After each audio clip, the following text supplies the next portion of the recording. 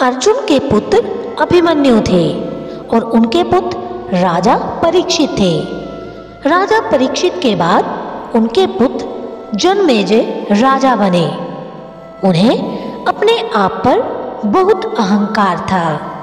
एक दिन जन्मेजय वेद व्यास जी के पास बैठे हुए थे। बातों ही बातों में जन्मेजय ने कुछ नाराजगी से वेद व्यास जी से कहा, जहां आप समर्थ थे, स्वयं भगवान श्री कृष्ण थे, भीष्म पितामह, गुरु द्रोणाचार्य, कुल गुरु कृपाचार्य जी, धर्मराज युधिष्ठिर जैसे महान विभूतियां उपस्थित थी। उसके पश्चात भी आप सब इतने बड़े महाभारत के युद्ध को होने से नहीं रोक पाए और देखते ही देखते अपार जन धन की हानि हो गई। यदि मैं उस समय वहां रहा होता तो अपने पुरुषार्थ से उस विनाश को होने से बचा लेता। अहंकार से भरे जन्मेजय के शब्द सुनकर भी व्यास जी शांत रहे। उन्होंने शांति से कहा, पुत्र, तुम अपने पूर्वजों की क्षमता पर शंका न करो। ये विधि द्वारा निश्चित था, जो बदला नहीं जा सकता था।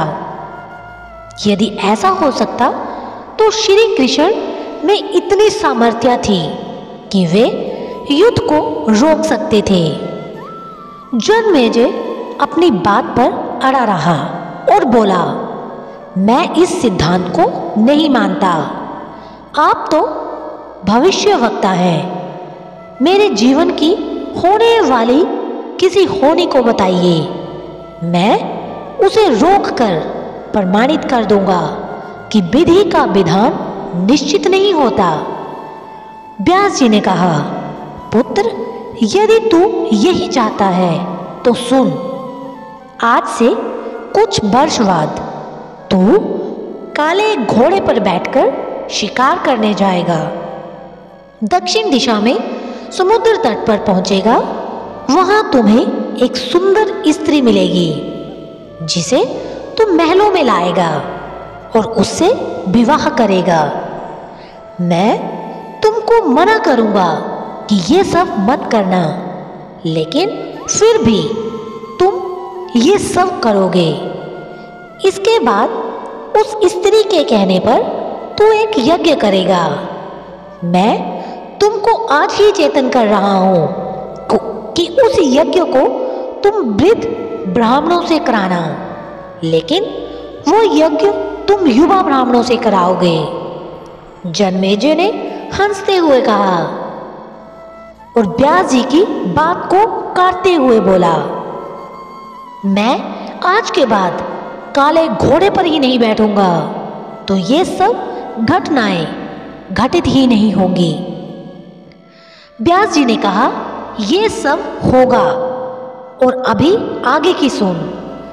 उस यज्ञ में एक ऐसी घटना घटित होगी कि तुम उस रानी के कहने पर उन युवा ब्राह्मणों को प्राण दंड दोगे, जिससे तुम्हें ब्रह्म हत्या का पाप लगेगा और तुझे कुष्ठ रोग होगा और वही कुष्ठ रोग तेरी मृत्यु का कारण बनेगा।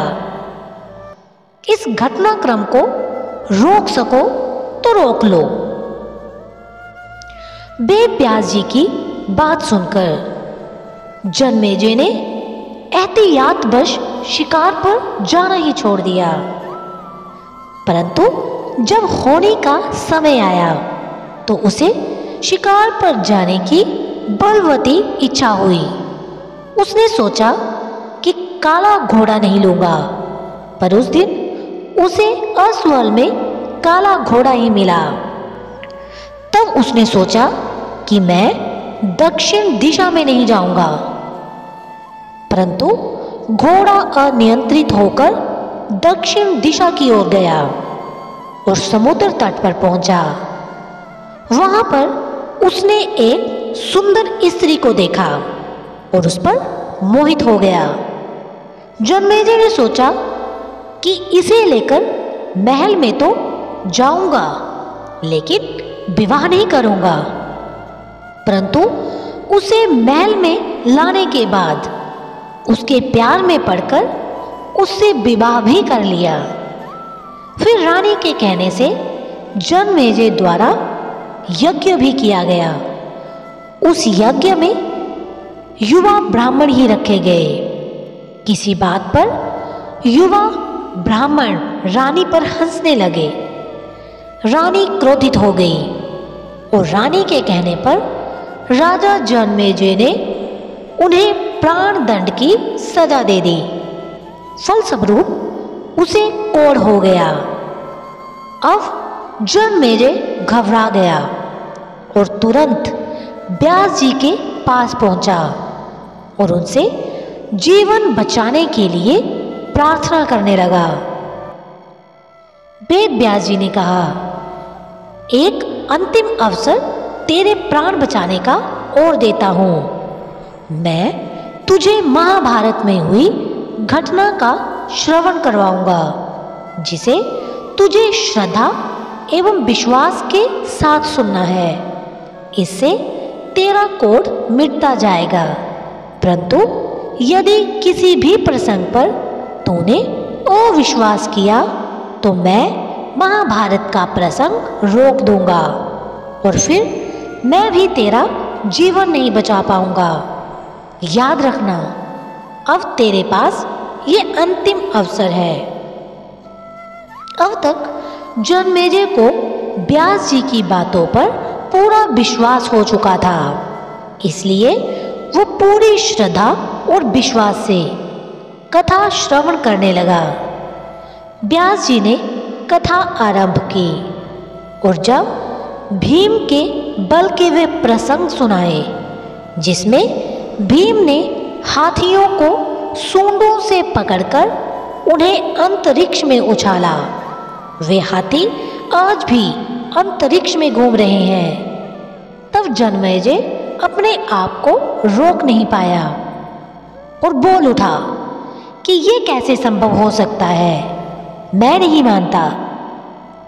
व्यास जी ने महाभारत का प्रसंग रोक दिया और कहा, पुत्र, मैंने तुझे कितना समझाया कि अविश्वास मत करना, परंतु तुम अपने स्वभाव को नियंत्रित नहीं कर पाए, क्योंकि ये होने द्वारा निश्चित था।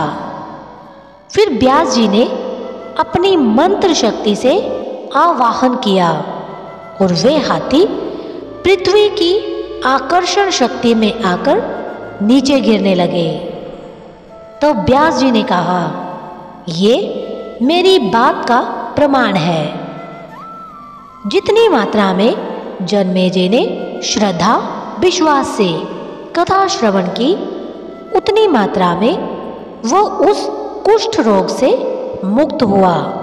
परंतु एक बिंदु रह गया और वही उसकी मृत्यु का कारण बना। पहले बनती हैं तकदीरें, फिर बनते हैं शरीर। कर्म हमारे हाथ में, लेकिन उसका फल हमारे हाथों में नहीं है।